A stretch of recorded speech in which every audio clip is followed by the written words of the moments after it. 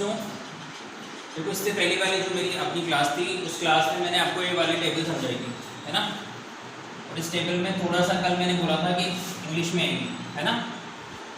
तो इंग्लिश में क्यों आई, एक्चुअली क्या होता है कि जैसे इंग्लिश मीडियम वाले बच्चों के भी वही वाली क्लास चल रही थी, तो उनके लिए टेबल मेरे को बनानी थी। तो यहाँ पे जो मैंने एंगल लिख रखे थे, यहाँ पर तो ये कोण थे, ठीक है। यहाँ पर क्या था, 0 डिग्री, यहाँ पर 30 डिग्री, यहाँ पर 45 डिग्री, फिर 60 डिग्री और 90 डिग्री। ये इस तरीके से यहाँ पे मान लिखे हुए थे, ठीक है। और यहाँ पर सबसे पहले मान जो आता है वो अपना क्या आता है, साइन थीटा। ये वाली चीज़ मैं आपको वापस से समझा देता हूँ, जिससे क्या होगा कि अगर आपको अगर कुछ समझ में नहीं आया हो तो आज दोबारा देख लो, ठीक है। तो यहाँ पर ये कोण थे इस तरीके से, साइन थीटा का मान था सबसे पहले, और साइन थीटा का मान है जो क्या होता है तुमको टेबल से लर्न करना पड़ेगा। साइन थीटा का मान होता है 0, क्या होता है 0। उसके बाद साइन 30 का मान होगा 1/2, और इसका क्या करना है तुमको, ऐसे कैसे छोड़ना है। अब साइन 45 का मान होता है 1/√2, और साइन 60 का मान होता है √3/2, और साइन 90 का मान होता है क्या, 1। तो इस तरीके से देखो, अगर अपन को पहली वाली याद रहेगी, साइन थीटा का मान याद रहेगा, तो बाकी के सारे मान जो है अपन इससे निकालेंगे। कैसे निकालेंगे, देखो साइन थीटा का हो गया, अब आता है अपन कोस थीटा पर, ठीक है। कोस थीटा में क्या करते हैं, इधर से उल्टा लिखते हैं, तो यहाँ पे सबसे पहले क्या आएगा, 1 आ जाएगा, फिर 3/2, फिर 1/√2, फिर 1/2, और ये इधर 0। मतलब ये मान जो है अपन को यहाँ से उल्टे लिखने हैं, लिखने में आ रहा है इसी तरीके से उल्टे। अब आ जाओ अपने नेक्स्ट मान पर, क्या होता है टेन थीटा। टेन थीटा में क्या होता है, देखो टेन थीटा का सूत्र होता है, अगर पहले मैंने लिखाया हो या आपको याद हो, साइन थीटा बटा कोस थीटा। तो क्या करेंगे, इस साइन के मान में किसका भाग देना है, कोस का भाग देना है। तो 0 में 1 का भाग दोगे तो क्या आएगा, 0 आएगा। यहाँ पर ये दो 2 से 2 कट जाएगा, 1/√3 बचेगा। कल आपको कम से कम थोड़ा थोड़ा तो समझ में आया होगा, ठीक है। ये वाले मान तो सिंपली बोले थे मैंने, ये इससे कट जाएगा तो 1 आएगा, ये इधर √3 आएगा, और 1 में 0 का भाग दोगे तो क्या आएगा, इसको बोलते हैं अपन नॉट डिफाइन, बोला था मैंने, ठीक है, याद करो। तो नॉट डिफाइन क्यों बोलते हैं इसको, क्योंकि 1 में जैसे 0 का भाग दो, तो किसी भी संख्या में 0 का भाग देता है तो उसको क्या कहते हैं अपन, उसको कहते हैं अनंत, ठीक है, क्योंकि इसको अपन परिभाषित नहीं कर सकते। तो यहाँ पे आप चाहो तो इसको लिख सकते हो नॉट डिफाइन की जगह पर अपरिभाषित, ठीक है। अब इतना बड़ा लिखते हैं, इससे अच्छा क्या लिख देते हैं, सीधा सीधा नॉट डिफाइन या फिर इनफाइनाइट, ठीक है। अब आ जाओ आप, टेन थीटा का मान हो गया कोट थीटा पर। कोट थीटा में क्या करेंगे, इधर से उल्टा चलेंगे, तो ये यहाँ पे आ गया इनफाइनाइट, यहाँ पे आ गया √3, ये 1 यहाँ पे 1/3 रूट का, और यहाँ पर ये 0, ठीक है। अब आओ किस पे, अगले मान पे, अगले मान पे मतलब सेक थीटा पर। अब सेक थीटा क्या होता है, देखो पहले दिखाया था मैंने, याद करो। सेक थीटा होता है 1/cos थीटा, ठीक है। तो जो भी मान दे रखा है उसका उल्टा करना है, तो 1 का उल्टा करोगे तो आप क्या आएगा, 1 ही आएगा, तो 1 लिख दो यहाँ पे। इसका उल्टा करोगे तो 2/√3 हो जाएगा, इसका उल्टा करोगे तो √2 हो जाएगा, इसका उल्टा करोगे तो 2 आएगा, और इसका उल्टा करोगे तो ये 1/0 आएगा, मतलब नॉट डिफाइन होएगा। अब कोसेक थीटा आ जाओ, कोसेक थीटा में क्या, इधर से उल्टा लिखेंगे, तो ये हो गया इनफाइनाइट, यहाँ पर ये 2, यहाँ पर ये √2, यहाँ पे ये 2/√3, और यहाँ पर ये 1, ठीक है। तो इस तरीके से अपनी ये सारणी बननी थी, कल मैंने आपको जो समझाया था, ठीक है। इसी सारणी को कैसे बनाया जाता है वो मैंने आपको समझाया था, ठीक है। अगर कोई गड़बड़ हो, कोई दिक्कत हो, फिर भी आप बता सकते हो, ठीक है। तो ये अपन को इस तरीके से सारणी बनानी थी। अब अपन ये देखेंगे कि इस सारणी को किस तरीके से उपयोग में लाना है और किस तरीके से क्वेश्चंस को करना है, ठीक है। तो इसको तो मिटा देते हैं, अब चलते हैं अपन आगे। तो देखो पहली अपनी जो पहली प्रश्नावली है, 8 कौन सी प्रश्नावली आएगी, 6.1, उसको पढ़ने से पहले मैं कुछ सूत्र और समझा देता हूँ आपको। इससे पहली वाली मैंने क्लास में हो सकता है आपको समझाया हो, ठीक है, फिर भी देख लो। देखो ये टेन थीटा को लिखते हैं अपन क्या, साइन थीटा बटा कोस थीटा, कोट थीटा को लिखते हैं क्या, कोस थीटा बटा साइन थीटा, ठीक है।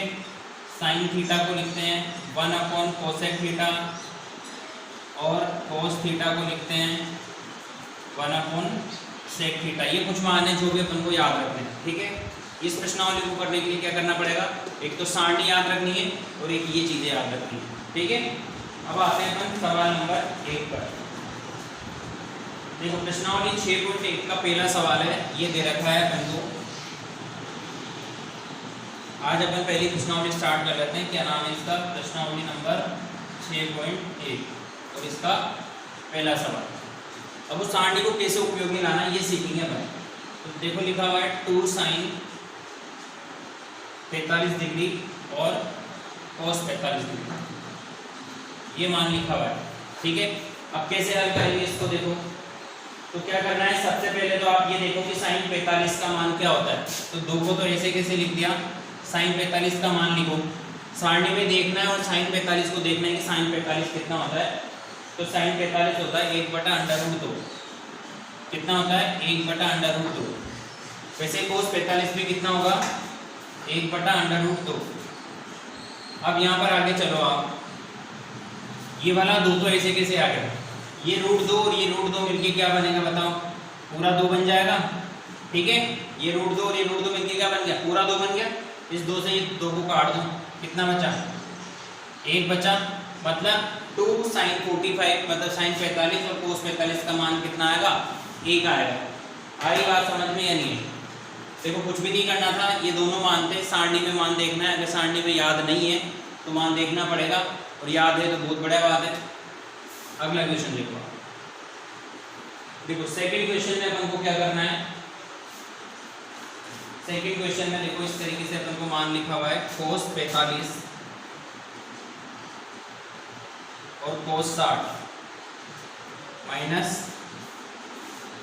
sin 45 और sin 60।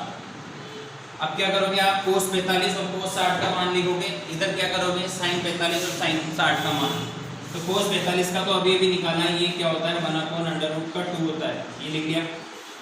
अब आप cos 60 करो, cos 60 कितना आएगा, cos 60 होता है 1/2, तो ये 1/2 लिख लिया, माइनस sin 45 पे आओ, sin 45 और cos 45 सेम ही होता है, तो ये आ गया यहाँ पे 1/√2।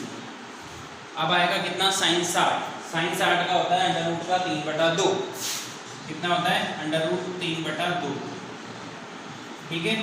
ये मान आ रहा है। अब देखो क्या करेंगे, इसको गुणा करें तो ये 1/2√2 तो ये आया, माइनस इसको हल करो आप, इसको हल करेंगे तो √3 इधर और ये 2√2 इधर आएगा, ठीक है। इसको इससे गुणा करा, इसको इससे गुणा करा, ठीक है। आगे चलें, इन दोनों का एलसीएम कितना आ रहा है, इन दोनों का एलसीएम आ रहा है 2√2, ठीक है। तो यहाँ से क्या बचेगा, यहाँ से बचा 1 और यहाँ से क्या बचा √3, मतलब अपने के पास क्या बच रहा है 1 - √3 और 2√2, ये मान बच रहा है। एक बार चेक कर लेता हूँ इसको कि ये सही आ रहा है या नहीं आ रहा है, ठीक है। वैसे तो सही होगा पर फिर भी चेक कर लेते हैं। तो देखो ये वाला मान जो है सही आ रहा है या नहीं आ रहा है, 1 - √3 और 2√2 सही आ रहा है, ठीक है। समझ में आया आपको कि क्या करना है, सारणी दे रखी है और सारणी में से अपन को मान रखना है। पहला दूसरा सवाल मैंने बता दिया, और देख लो आप, और कौन सा देखना चाहते हो, पांचवा देख लो। चलो इसके बाद अपन पांचवा क्वेश्चन करके देखते हैं। देखो बहुत आसान है, अगर आप अच्छे से सारणी को याद कर लोगे, ठीक है। क्या करोगे, सारणी को अच्छे से याद करोगे तो आपको सारे मान आ जाएंगे, और अच्छी तरीके से सारणी बनाना सीख लेना। समझ में नहीं आया, मतलब इससे पहले वाली क्लास अगर आपको थोड़ी सी इंग्लिश में थी, समझ में नहीं आया तो बता देना, ठीक है। मैं दोबारा वापस समझा दूंगा तुम्हें, अपन को समझ में आनी चाहिए। देखो पांचवा सवाल देख लो आप, लिखा हुआ है इसके अंदर 5 cos square 60 plus 4 sin square 30 plus 10 square 45। ठीक है। और इधर बट्टे में लिखा हुआ है कितना, sine square 30 plus cos square 45। ये तो अपना मान दे रखा है क्वेश्चन। ठीक है बच्चों, अब आ जाओ आप इस सवाल को कैसे हल करेंगे। तो सवाल को हल करने के लिए अपन को पहले क्या करना चाहिए, सारे मान जो है वो याद होने चाहिए। याद नहीं है फिलहाल अपन सारणी में देखेंगे, क्योंकि याद तो नहीं है ना, क्योंकि अभी तो सारणी बनाई है। तो कोई बात नहीं, लिखो आप किसका मान। देखो 5 को तो ऐसे कैसे लिखो, और कोस स्क्वायर 60 है, मतलब कोस 60 का मान लिखो। कोस 60 का मान होता है 1/2।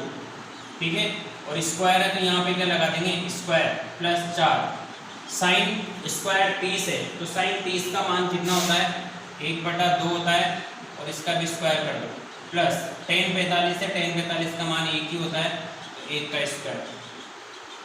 अरे बात समझ में, इसका मान रख दिया, इसका मान रख दिया, इसका मान रख दिया।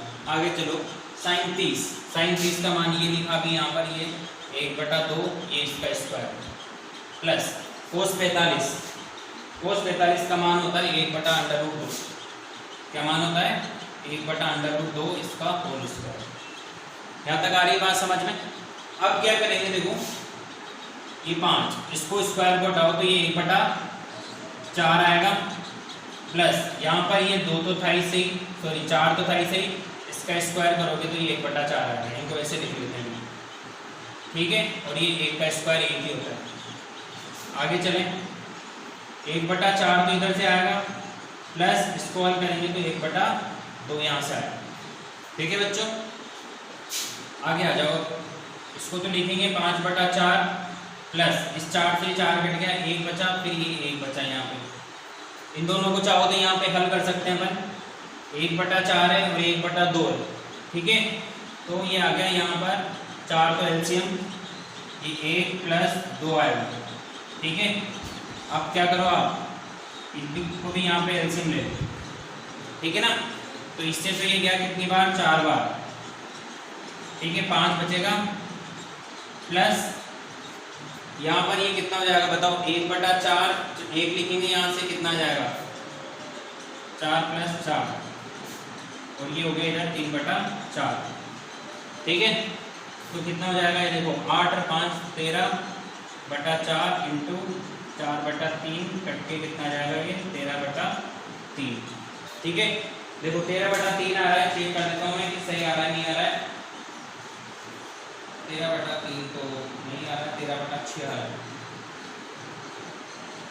13/6 कैसे आ रहा है भैया, 13/6। देखो इसका आंसर आ रहा है 13/6, मेरा आ रहा है 13/3।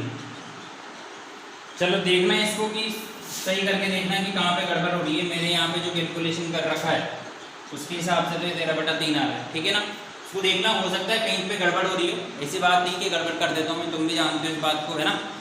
तो इसको एक बार चेक करना और मुझे बता देना कि सर यहाँ पे गड़बड़ हो रही थी। और ग्रुप में मत डालना, मेरे पर्सनल नंबर पे डालना है, नहीं तो उन्हें बेइज्जती करा दो तुम। ठीक है, चलो कल पढ़ेंगे बाकी।